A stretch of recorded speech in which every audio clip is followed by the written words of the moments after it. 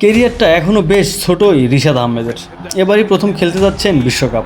রিশাদকে ঘিরে বাংলাদেশের রোমাঞ্চের কারণ তিনি লেগ স্পিনার। বাংলাদেশে যা অনেক কমই দেখা যায়।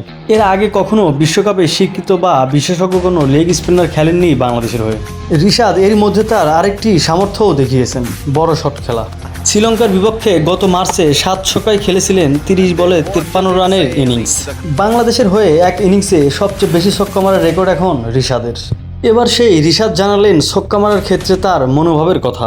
বিশ্বকাপ উপলক্ষে দলে থাকা খেলোয়াড়দের সাক্ষাৎকার নিয়ে ধারাবাহিক ভিডিও প্রকাশ করেছে বিসিবি।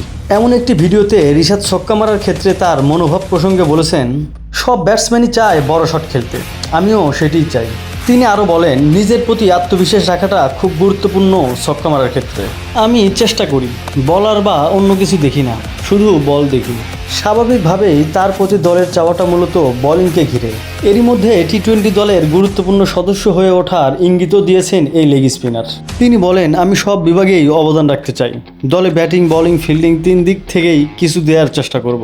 রিশাদ আরও বলেন, ক্রিকেট শুরু করেছি লেগ স্পিনার হিসেবে, কিন্তু জানতাম দেশকে কিছু দিতে হলে 3 বিভাগেই দিতে হবে।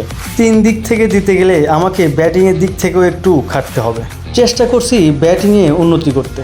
তো বন্ধুরা, ভিডিওটি নিয়ে কোনো মন্তব্য থাকলে অবশ্যই কমেন্টে জানাবেন এবং প্রতিনিয়ত ক্রিকেটের নতুন নতুন ভিডিও পাওয়ার জন্য আমাদের চ্যানেলটি অবশ্যই সাবস্ক্রাইব করবেন। ধন্যবাদ।